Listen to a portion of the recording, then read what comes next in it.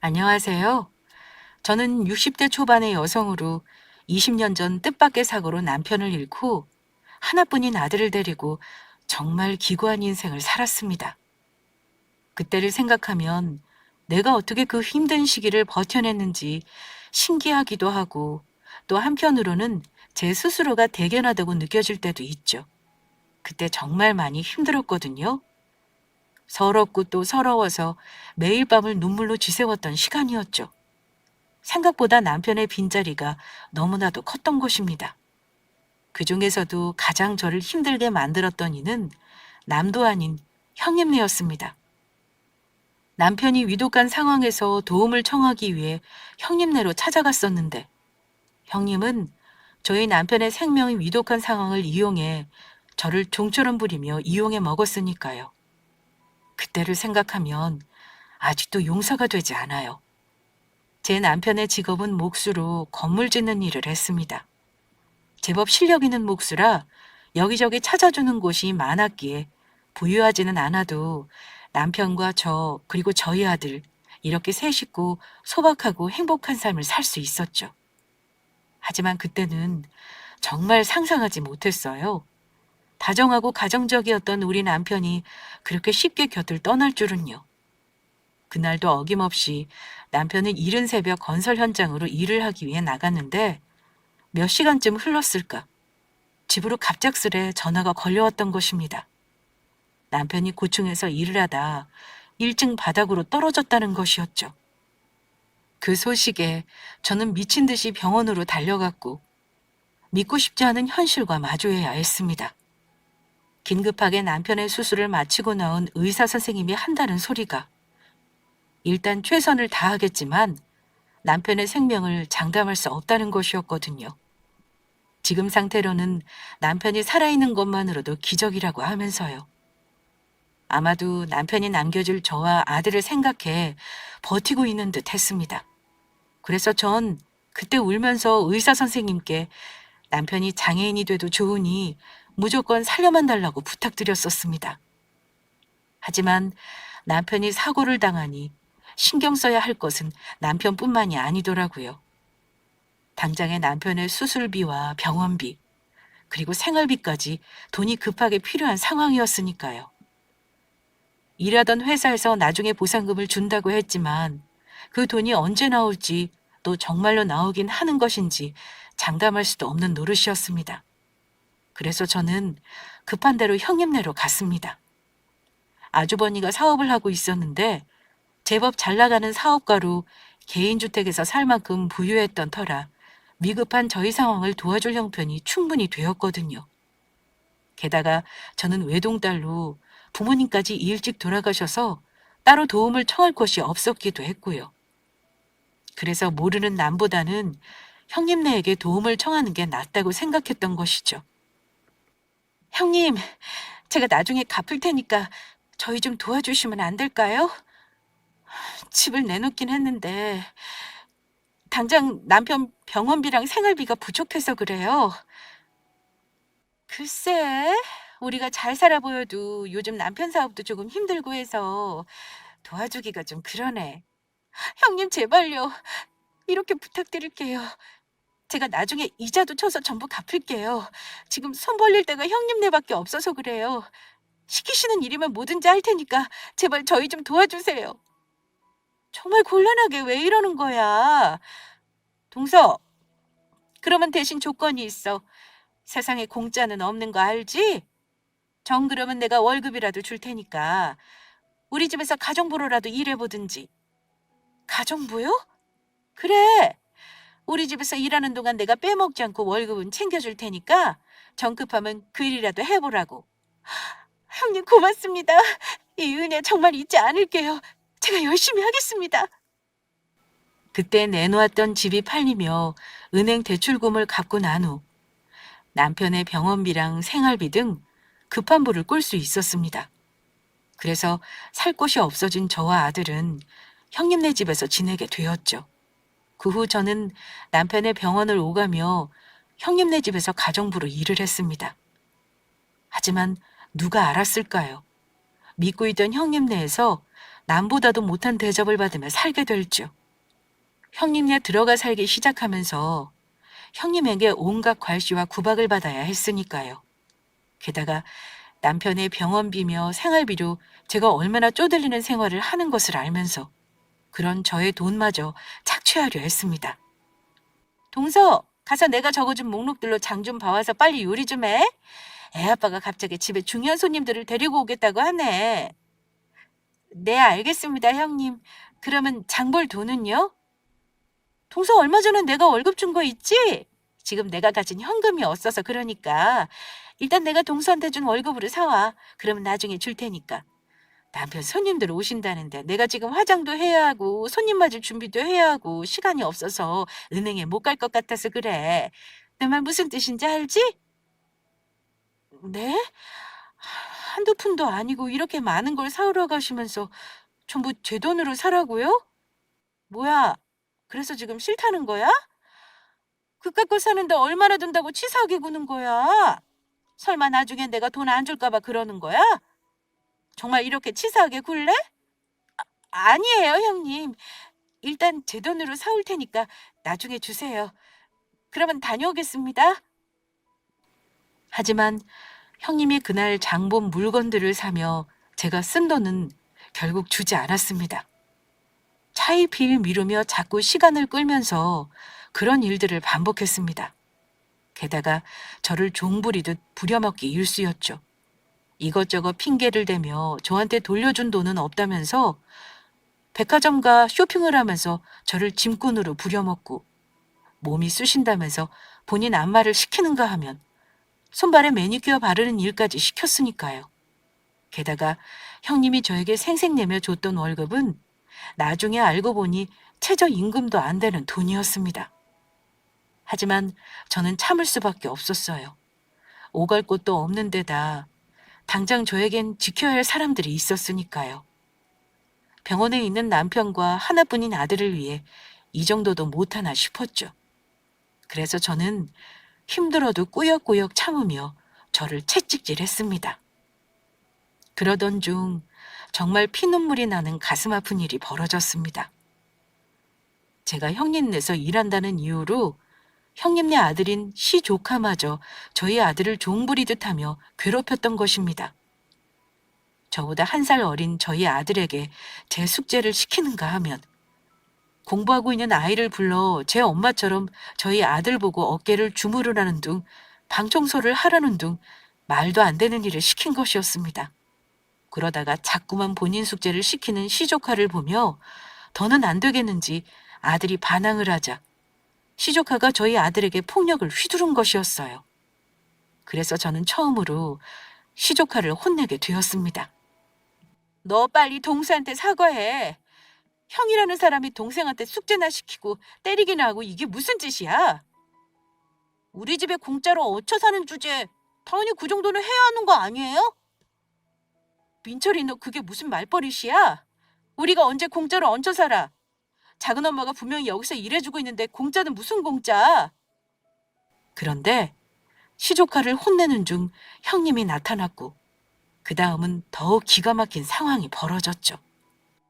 시끄럽게 이게 무슨 일이야? 엄마, 작은 엄마가 나 잘못도 없는데 막 혼내고 뭐라고 그래? 동서, 우리 민철이 말이 사실이야? 동서가 뭔데 우리 아들을 혼내는데? 나도 우리 아들 아까워서 단 한 번도 혼낸 적 없다고. 형님, 그게 아니고요. 민철이가 우리 동수한테 본진 숙제를 자꾸 시키진 뭐예요. 그래서 우리 동수가 한두 번씩 해주다가 다른 사람이 숙제를 대신 해주는 건 잘못된 거라 하지 않겠다고 하니까 민철이가 우리 동수 때려서 그랬어요. 잘못했으면 당연히 혼이 나야죠. 정말 웃기지도 않아. 동서가 뭔데 그런 걸 판단해? 예? 동서가 뭔데 우리 민철이를 혼낼지 말지 판단하냐고. 혼내도 부모인 내가 혼내고 칭찬을 해도 내가 해. 니까짓 게 뭔데 감히 우리 아들을 혼내? 형님, 이건 누가 봐도 민철이가 잘못한 일이고 잘못했으면 혼을 내야죠. 그러다가 애 버려요. 누가 보아도 시조카가 잘못한 일이었지만 형님은 끝까지 잘못한 시조카 편을 들었습니다. 식모 주제에 무슨 말이 많아? 아이를 버리는 짓인지 아닌지 그걸 왜 자꾸 동서가 판단하냐고. 우리 민철이는 동수랑 다르게 커서 우리 애 아빠 회사 물려받을 귀한 아이라고. 그런 애가 왜 사과를 해야 하는데? 동서 정말 우리 집에서 쫓겨나고 싶어? 동수 너야말로 형한테 대들어서 미안하다고 얼른 사과해. 형님, 그게 무슨 말씀이세요? 잘못한 건 민철인데 왜 저희 아들이 사과해요? 동서, 아직도 그렇게 상황 파악이 안 되나 봐? 니들이 정말 이런 식으로 나온다 이거지? 그러면 우리 집에서 당장 나가든지. 그렇게 되면 당장 오늘 내일 서방님 병원비도 못 내게 될 텐데 괜찮겠어? 또 우리 집에서 쫓겨나면 잠은 어디서 자고? 당장 니들 생활비는 어떻게 하려고? 남편을 떠올리면 참아야겠다고 생각했는데 정말 이건 아니다 싶었습니다. 차라리 밖에 나가서 진짜 구걸이라도 할까 고민을 하게 되더라고요. 그러면 이런 서러움은 당하지 않을 테니까요. 아무리 남편과 아들 때문이라지만 최저임금도 안 되는 돈을 받으면서 이런 대접을 받고 산다는 게 더는 참을 수가 없었습니다. 게다가 이미 형님이 자꾸 이런저런 사정을 계속 들어 월급을 주지 않아 밀린 상태였고요. 그래서 밀린 월급을 받고 아들과 함께 형님네 집을 나올 생각을 했습니다. 결국 참다 못한 제가 형님에게 집을 나가겠다고 말하려 하는데 저희 아들이 정말로 사과를 해버린 것입니다. 형, 내가 미안해. 잘못했어. 다음부터는 안 그럴게. 큰엄마 죄송합니다. 그러니까 저희 내쫓지 말아주세요. 저희 엄마가 돈 벌어야 우리 아빠도 병원비 내고 그래야 아빠도 살릴 수 있단 말이에요. 그러니까 한 번만 봐주세요. 진작 그렇게 나왔어야지. 내 집에 얹혀 사는 주제에 꼴에 뭐가 잘났다고 저러는 건지 어이가 없어서. 앞으로는 둘 다 똑바로 하는 게 좋을 거야. 동수 너 앞으로 내가 시키는 거 잘해. 알겠지? 알겠어요. 앞으로는 말 잘 들을게. 저는 그때 눈물이 나려는 걸 꾹 참았습니다. 그리고 집안일을 마친 늦은 밤 아들의 얼굴에 연고를 발라줬죠. 동수야, 많이 아프지? 엄마가 미안해. 엄마가 못나서 우리 동수 잘못한 것도 없는데 사과하게나 만들고 엄마가 동수 볼라치 없다. 아니야, 엄마. 나는 괜찮아. 내가 이렇게 해서 아빠 병원비 낼 수 있는 거면 나 10번이고 100번이고 사과할 수 있어. 아빠가 빨리 깨어나서 우리 예전처럼 행복하게 살았으면 좋겠다. 그지, 엄마? 도수야, 우리 아들이 언제 이렇게 다 커서 철이 들었을까? 엄마가 못나서 우리 동수까지 고생시켜서 정말 미안해. 엄마, 내가 엄마 지켜줘야 하는데 아직 어려서 엄마 지켜주지도 못하고 미안해. 내가 나중에 꼭 성공해서 엄마 호강시켜줄게. 나 나중에 반드시 성공하고 말 거야. 그 말에 저는 아들을 꼭 껴안아 주었습니다. 그러자 아들도 저를 꼭 안으며 울더라고요. 어린 나이 그런 서름을 당했는데 괜찮을 리 없었던 것이죠. 하지만 하늘도 무심하지. 남편은 결국 얼마 버티지 못하고 저희 두 모자 곁을 떠나고 말았습니다. 언제나 저희 곁에 있어줄 것 같던 다정했던 남편이 세상을 떠나버린 것입니다. 그러자 저는 아예 정신을 놓고 말았어요. 계속 눈물만 나는 게 남편의 빈소 앞에 우두커니 앉아 남편 사진만 하염없이 바라봤습니다. 하지만 저의 불행은 거기서 끝나지 않았습니다. 남편이 죽자 형님이 저와 저희 아들을 집에서 쫓아낸 것입니다. 남편 장례식을 마치고 형님네 집으로 돌아가니 저와 저희 아들 짐이 집 밖으로 나와 있더라고요. 그러자 나갔던 정신도 번쩍 돌아오더라고요. 형님, 지금 이게 무슨 일이에요? 서방님도 죽고 그러면 우린 남남이나 다름없는데 내가 더 이상 동서를 데리고 있을 이유가 없잖아? 지금 당장 내 집에서 동서 아들 데리고 나가? 형님, 그래도 갑자기 이러시면 어떡해요?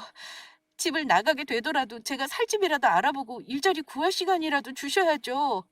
시간? 그 시간이 언제인데? 동서가 그럴 능력이라도 있어? 동서가 무슨 돈이 있어서 집을 구하며 무슨 능력이 있어서 일자리를 구하는데 가만히 두면 보나마나 우리 집에 빌부터 살 게 뻔한데 내가 그럼 어떻게 가만히 보고만 있어? 다른 말 필요 없고 당장 나가. 알겠어요. 나가 드릴게요. 그러면 그동안 일하면서 안 주신 밀린 월급이라도 주세요. 그 돈이라도 있어야 밖에 나가서 며칠 지내 여인숙이라도 구하죠. 내가 왜 그 돈을 줘? 이제 남남인데 너한테 돈 줄 이유가 없지. 뭐라고요? 제가 이래서 받아야 하는 돈을 왜 안 줘요? 솔직히 동서가 우리 집에서 무슨 일을 했다고 그래? 공짜로 밥 먹여줘, 재워줘. 그러면 그 정도는 당연히 해야 하는 거 아니야? 그 정도 은혜를 입었으면 고마워하지는 못할 망정 어디서 일한 월급을 달라 말아야? 더는 할 말 없으니까 당장 내 집에서 나가. 경찰 부리기 전에 어서 나가라고. 그러면 아주버니라도 만나게 해주세요. 아주버니도 정말 저희 두모자 나가는 거 허락하셨는지 묻고 싶어요. 아무리 그래도 저 아주버니의 하나밖에 없는 동생 아내고 우리 동수 아주버니 동생 아들이에요. 뭘 모르나 본데. 민철이 아빠가 먼저 동서랑 동수 쫓아내라고 해서 내가 그렇게 한 거야. 동서랑 동수, 서방님도 죽어 돌봐줄 사람도 없고 진짜 오갈 곳 없어진 거 맞으니까 우리 집에서 빌 붙어서 아예 눌러앉기 전에 내보내라고.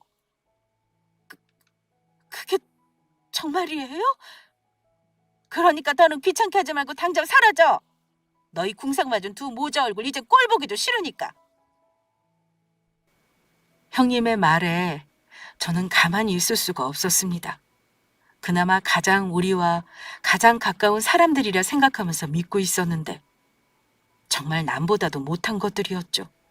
아니, 저와 아들에겐 원수나 다름없었습니다. 남편 병원비로 쓸 돈까지 뜯어내며 온갖 구박을 하며 못살게 굴더니 남편이 죽자 그 핑계로 그동안 일한 월급도 주지 않은 채 저와 저희 아들을 쫓아내려 했으니까요. 그래서 저도 참아왔던 울분을 터뜨렸습니다. 니들이 그러고도 사람이야? 남도 아니고 그동안 이용하고 못살게 굴더니 결국 쫓아내기까지? 이 짐승만도 못한 것들. 뭐? 너 지금 뭐라고 했어? 지금 감히 누구 보고 짐승이래? 니들이 짐승이 아니면 뭔데? 우리 남편 아파서 죽어가는 거 보면서 내가 남편 병원비 없어서 전전긍긍하는 거 봤으면서 어떻게든 그런 사람을 이용해 먹을 생각을 해? 게다가 우리 아들까지 종부리듯 부려먹고 이제는 줘야 될 밀릴 월급까지 안 주려고 해. 이 사람 같지도 않은 것들, 이 날강도보다도 더한 것들. 이게 너 말 다 했어? 아니, 다 못했다. 그날 저는 형님에게 달려들었고 제가 당한 만큼 후련하게 있는 힘껏 두들겨 패주었습니다. 형님은 저에게 속수무책으로 당하고 말았고요. 처음엔 형님도 저에게 달려들었지만 더 이상 잃을 것도 없는 악에 바친 사람을 이길 수는 없던 것이었습니다. 그 일로 정말 경찰들이 오긴 했지만 동네에 얼굴 들기 쪽팔린지 형님은 저와 아들을 쫓아내는 것으로 일을 마무리했습니다. 저는 그날 아들을 데리고 전당포로 가 남은 전 재산을 전부 팔았습니다. 남편이 결혼식 때 해준 결혼 반지를 전당포에 맡기며 한 달 정도 여인숙에 묵으며 생활할 돈을 마련했던 것입니다. 저는 그날 각오를 했습니다. 이 세상 그 누구에게도 기대지 않고 아들과 함께 꿋꿋이 살아가겠다고요. 세상을 떠난 남편을 생각해서라도 악바리처럼 살아 우리 하나뿐인 아들을 지키며 훌륭한 사람으로 키워내겠다고 마음먹었어요. 이 매정하고 험난한 세상을 이겨내 남부럽지 않게 보란듯이 살아보겠노라. 그렇게 하늘에 있는 남편에게 약속했습니다. 그리고 훗날 만약 저에게 기회가 온다면 그때는 내가 당한 이 서름을 언젠가 형님네에게 갚아주리라 생각했죠. 그렇게 세월이 흐르고 저는 어느덧 60대의 할머니가 되었습니다. 그리고 저는 남편과의 약속을 지킬 수 있었습니다. 일찍 철들어 누구보다 착했던 15살의 어린 아들이 이제는 장성에 35살의 성공한 젊은 사업가가 되어 있었으니까요. 저는 그때 형님네서 쫓겨나서 안 해본 일이 없었습니다. 급하게 일을 구해야 하는 형편이라 처음에는 식당에서 서빙 일을 시작했었고 또 밤에는 건물 청소하는 일을 하고 새벽에는 신문 배달을 하며 밤낮으로 정말 열심히 일했습니다. 내 새끼 굶기지 않고 악착같이 살아 보란 듯 아들을 잘 키워내겠다는 생각이었죠. 그것이 남편이 떠나면서 저에게 남기고 간 마지막 소명이라도 되는 것처럼요. 그렇게 열심히 일하는 사이 저는 일하던 식당에서 주방으로 옮겨가며 음식하는 일을 배우게 되었고 나중에는 식당 주방장이 되어 제법 괜찮은 월급을 받게 되면서 저희 생활 안정을 찾을 수 있었습니다. 집도 여인숙에서 지하 월사 생활을 하다 나중에는 햇빛이 잘 드는 전셋집으로 이사를 해 살게 되었고요. 그리고 아들은 열심히 공부한 덕분인지 서울에 있는 명문대를 졸업하며 대기업에 들어가 일을 하게 되었어요. 그런데 아들이 회사에 다닌 지 7, 8년 정도 되었을까? 저는 아주 깜짝 놀란 일을 마주하게 되고 말았죠. 갑자기 아들이 회사를 관두고 자기 사업을 하고 싶다는 것이었죠. 이미 그때 아들은 저와 상의 하나 없이 회사를 뛰쳐나온 상황이었습니다. 회사를 다니는 것만으로는 자기가 원하던 성공을 할 수 없을 것 같다면서요. 그래서 제가 무슨 사업을 하고 싶냐고 하니까 글쎄 떡볶이 장사를 하고 싶다는 것이었어요. 떡볶이 사업으로 성공할 자신이 있다면서요. 떡볶이를 팔아서 얼마나 남는다고. 처음에는 아들놈의 말에 그게 무슨 뜻인가 했었죠. 하지만 그래도 어디 한번 아들을 믿어주기로 했습니다. 사업이 성공을 하든 실패를 하든 세상을 몰라 나중에 위기가 닥쳤을 때 고생을 하기보다는 한 살이라도 어릴 때 여러 경험을 해 세상 사는 방법이라도 배웠으면 하는 것이었죠. 저 또한 남편의 그늘에서 살림만 하다가 남편이 떠났을 때 뼈아픈 고생을 한 경험이 있으니 제 아들한테는 그런 경험을 절대 하게 하고 싶지 않았으니까요. 그런데 아들 사업은 제가 생각했던 것과는 아주 딴판이었습니다. 떡볶이 사업을 하기 전에 제대로 일을 배우겠다며 장사가 잘 되는 여러 떡볶이 가게에 직원으로 들어가 한동안 일을 배우더니 몇 년 후에 정말 자기 말대로 회사를 차리며 사업을 시작했으니까요. 그리고 아들은 본인의 말대로 떡볶이 사업을 시작한 지 얼마 되지 않아 몇 년 만에 큰 성공을 거두었습니다. 아들이 시작한 것은 떡볶이 프랜차이즈 사업이었는데 국물 떡볶이에 여러 토핑과 소스를 사용해 만든 다양한 떡볶이 메뉴를 선보이며 대박을 터뜨렸던 것이에요. 나중에는 회사 이름으로 된 5층짜리 빌딩까지 올리게 되었으니 말이죠. 그러더니 아들은 다른 프랜차이즈 음식 사업에까지 시작하게 되었습니다. 아들이 사업에 성공하자마자 저에게 했던 말이 아직도 기억에 납니다. 자기를 키워줘서 고맙다며 엄마 아들로 태어나서 다행이라고요. 그러면서 앞으로 저에게는 좋은 일들만 있게 해주겠다고 하더라고요. 제가 큰 집에서 고생한 것을 생각하면 아직도 눈물이 난다고 하면서요. 엄마는 그 힘든 걸 어떻게 참고 살았느냐며 이제 제가 하고 싶은 거 하면서 편히 살라고 해준 고마운 아들이었어요. 그 말에 그동안 살면서 고생했던 것들이 한순간 전부 눈 녹듯 사라지는 기분이었습니다. 그리고 그런 말을 해준 아들에게 정말 고맙더라고요. 아들이 사업에 성공한 것을 떠나 이미 잘 살아주는 것만으로도 감사한데 제 고생을 알아준 아들의 마음이 참 고마웠던 것입니다. 하지만 아들의 말을 들으며 느낀 건데 오래전 큰형님에게 당했던 일을 아들은 가슴 한편에 묻어두고 있는 것 같았습니다. 워낙 오래전 일이라 잊고 산 줄 알았더니 그게 아니었던 것이죠. 하긴 아직도 저도 잊지 못하는 그 일을 한창 감수성이 예민했을 15살에 당했으니 아들 녀석이라고 잊었을 리 없었던 것이겠죠. 사실 아들이 성공하고 나자 유치한 생각이지만 마음 같아서는 형님네를 찾아가 우리 아들이 이만큼 성공했다고 보란 듯이 자랑하고 싶더라고요. 하지만 나이가 들어서인지 나중에는 그게 전부 무슨 소용인가 싶었어요. 이미 저희 두 모자가 보란 듯 행복하게 잘 사는 것 자체가 어떻게 보면 큰 복수를 한 것이나 다름없는 것이었으니까요. 설령 다시 만나게 된다고 해도 이제 그들은 더 이상 예전처럼 저희를 괴롭히거나 무시하지 못할 테니까요. 억울한 마음에 똑같이 되갚아주고 싶은 마음이 들었던 것도 사실이지만 그런 인간 같지 않은 것들을 상대하며 내 시간을 낭비하고 싶지 않았던 것입니다.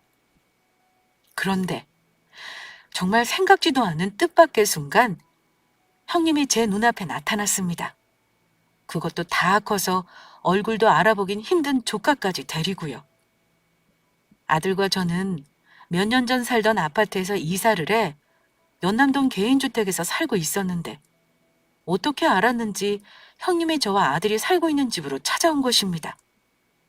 게다가 그동안 무슨 일이 있었는지 20년 만에 처음 본 두 사람의 몰골은 아주 형편이 없었어요. 형님은 저를 보자마자 반가워하면서 제 손을 덥석 잡았습니다. 동서, 그동안 잘 지냈어? 이렇게 보니 정말 반갑네. 동수가 사업으로 크게 성공했다더니 정말인가 보네. 이렇게 비싼 집에서도 살고 동서 모습 보니까 사실인가 봐. 지금 누구 보고 동서라는 겁니까? 우리 동수 아빠 죽고 남남이라고 했던 게 바로 형님이었어요. 그리고 우리 동수가 사업에 성공하든 말든 형님이 무슨 상관인데요? 저희 집에는 왜 찾아온 건가요? 오랜만에 만났는데 동서 섭섭하게 정말 이럴 거야? 이러면 나 정말 섭섭해. 형님이 섭섭하든 말든 저는 관심 없어요. 그러니까 이 손 당장 놓으세요. 형님이 잡고 있는 것만으로도 불쾌하니까. 저는 잡고 있던 형님의 손을 힘껏 뿌리쳤습니다. 그러자 옆에 있던 시조카가 멋쩍은 표정으로 말하더군요. 작은 엄마, 그동안 잘 지내셨어요? 그나저나 동수는 잘 지내고 있나 몰라요. 그때 우리 정말 친형제처럼 사이좋게 잘 지냈었는데. 같이 학교 숙제도 하고 재밌게 놀기도 하고. 너 지금 뭐라고 했어?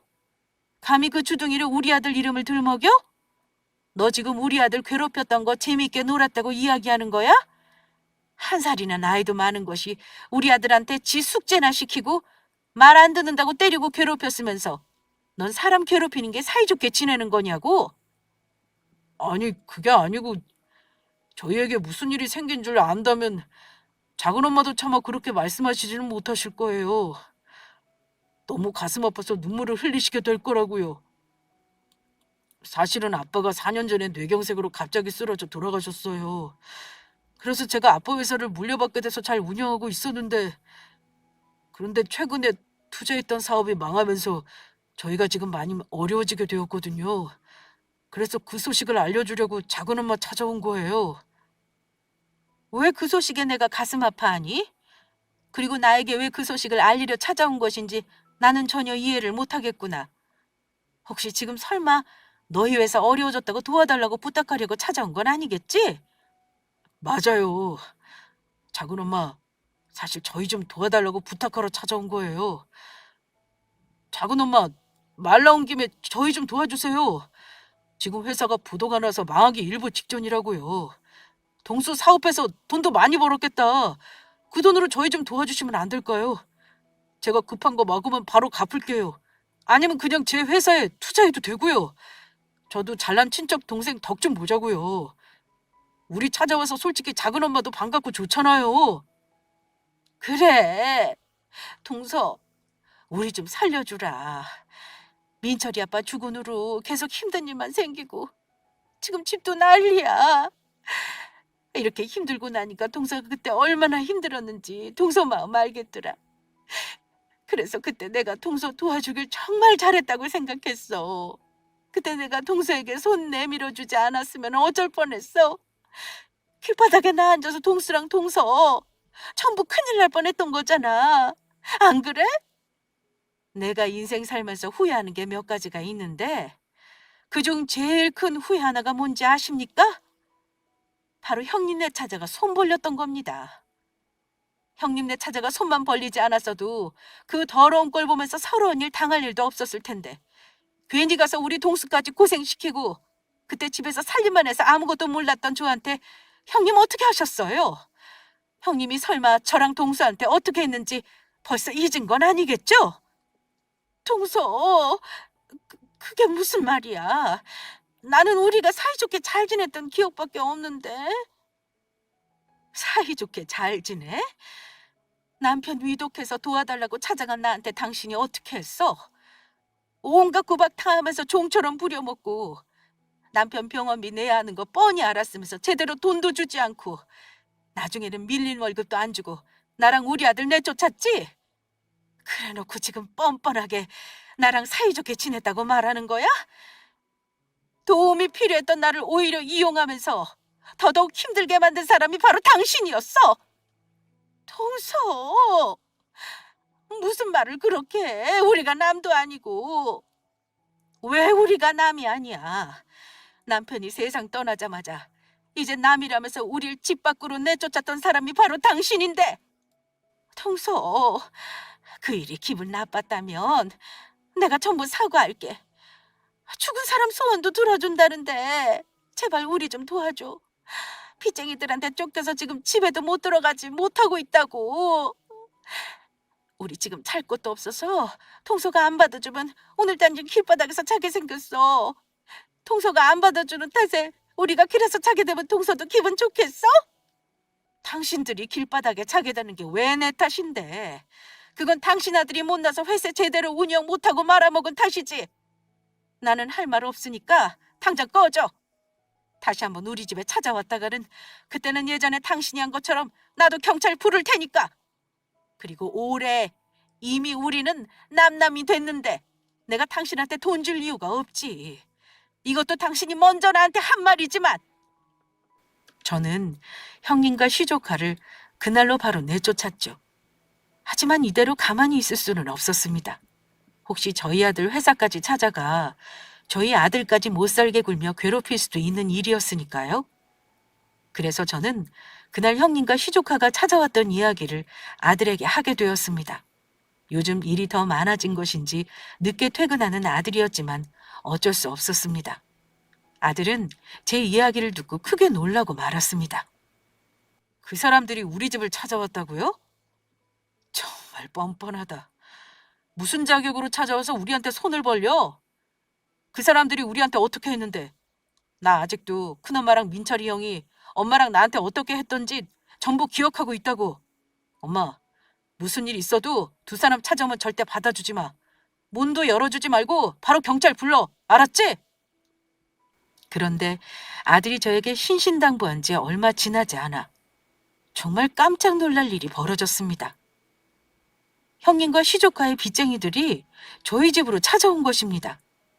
저에게 말해놓았으니 자기들이 빌린 돈을 저를 찾아가 받으라고 했다면서요.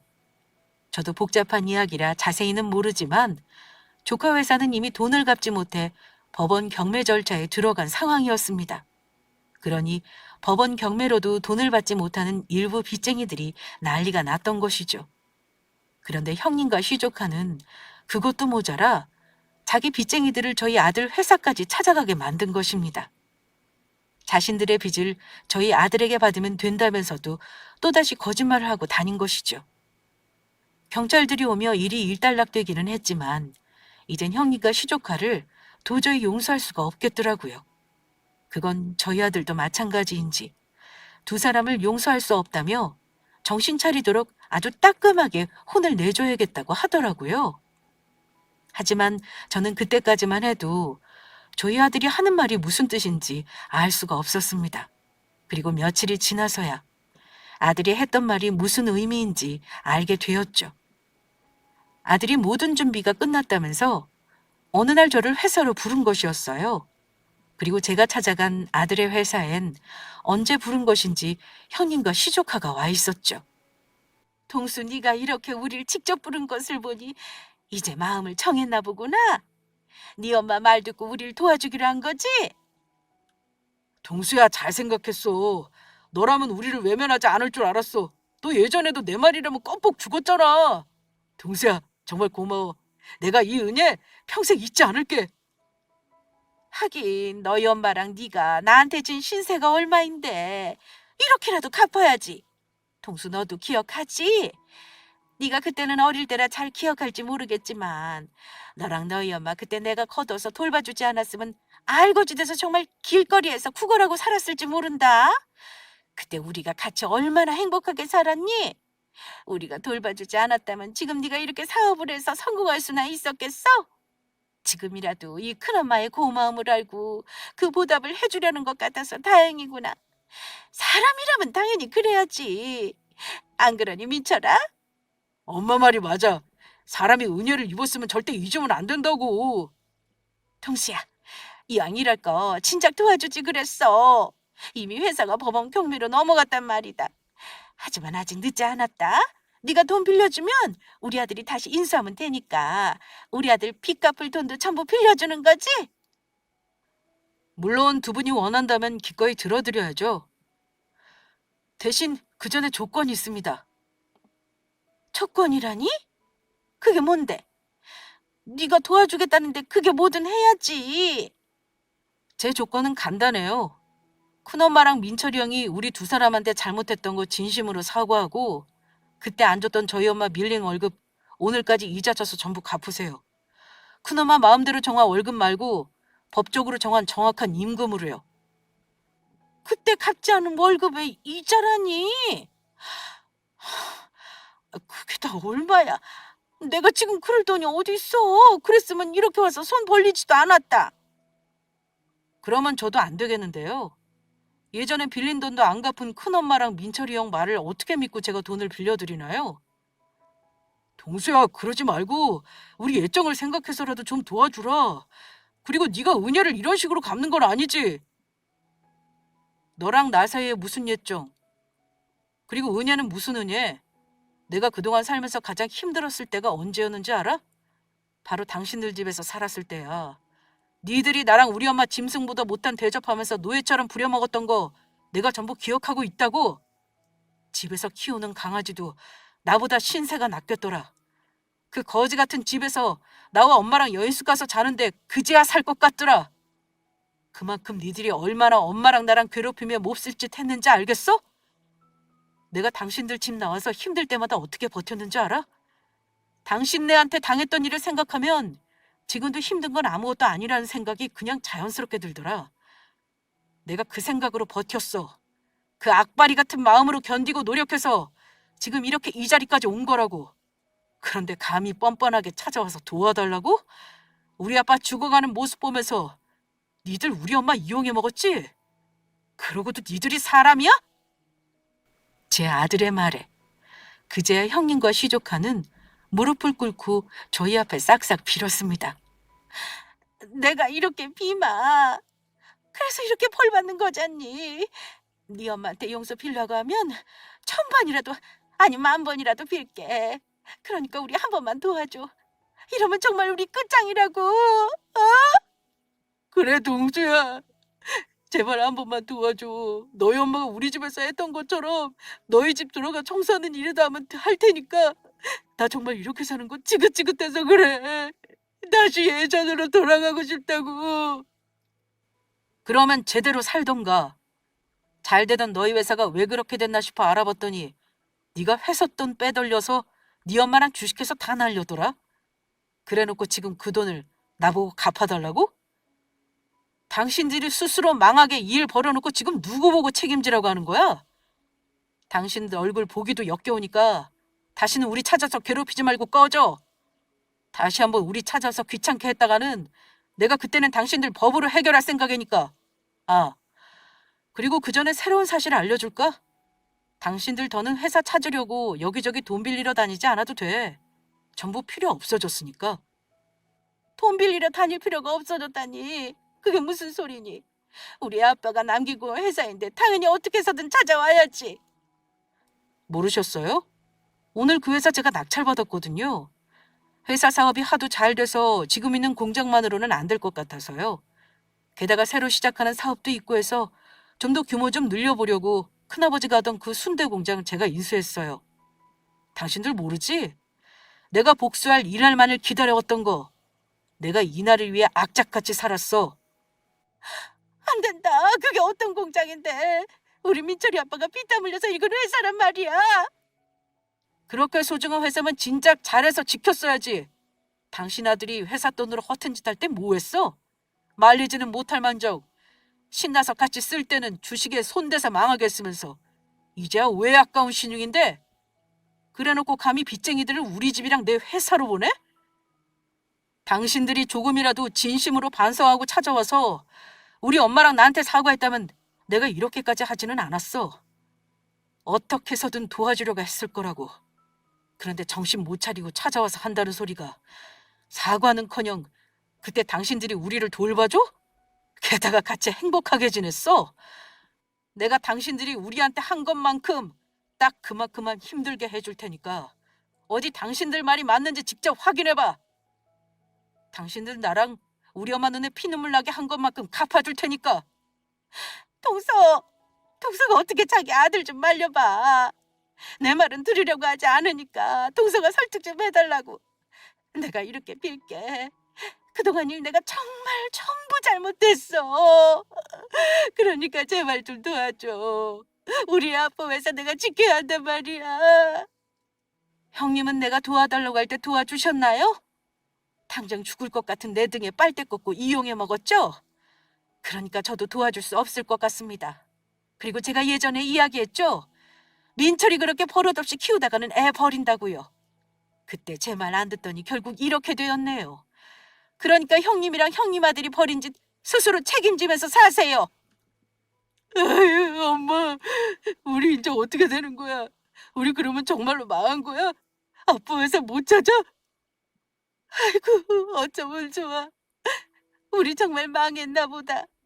망했네, 망했어. 하지만 거기서 끝이 아니었습니다. 저희 아들 사무실 바닥에 주저앉아 엉엉 우는 형님과 조카를 보며 아들이 마지막 말을 꺼냈으니까요.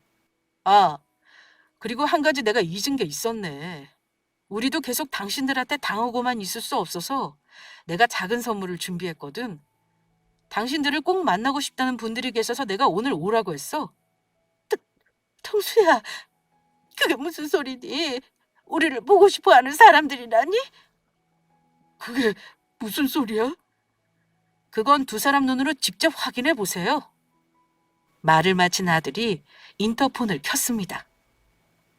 김비서, 기다리고 있던 손님들 들어오시라고 해주시겠어요? 네, 사장님. 문이 열리고 들이닥친 사람들의 얼굴을 확인한 형님과 시조카는 얼굴이 사색이 되고 말았죠. 아들 사무실로 들이닥친 사람은 바로 형님과 조카 말만 믿고 두 사람에게 돈을 빌려줬던 빚쟁이들이었던 겁니다. 이 망할 것들, 우리 피해 요리조리 도망 다니더니 오늘 잘 만났다. 그래, 이것들아. 어차피 니들한테 돈 받기는 틀렸고 오늘 어디 나한테 한번 죽어봐라. 이 괘씸한 것들 뭐? 사업 자금으로 쓸 거니까 조금만 빌려주면 이자까지 쳐줘서 몇 배로 갚아줘? 회사 자금으로 빌려가는 척 해놓고 감히 그 돈으로 주식을 해? 내 돈을 말아먹어? 이 사기꾼들아! 니들 나한테 오늘 잘 걸렸어. 오늘 너 죽고 나 살자. 빚쟁이들은 형님과 조카에게 한순간에 우르르 달려들었습니다. 그리고 두 사람은 오랜 시간 빚쟁이들에게 먼지나도록 맞았죠. 그 후 형님과 시조카는 빚쟁이들에게 사기죄로 고소를 당해 결국 교도소에 들어가게 되었습니다. 본인들이 저지른 잘못에 대해 죗값을 받은 것이지요. 악행을 저지른 악인들의 말로였습니다. 지금까지 오는 인생길 험난하다면 험난하고 또 힘들다면 많이 힘들었을 길이었지만 포기하지 않고 열심히 살아온 보람이 있었던 것 같습니다. 열심히 노력해 자기 인생 잘 살고 있는 저희 아들을 보며 힘들었지만 제 인생도 제법 잘 살만했다고 말하고 싶어요.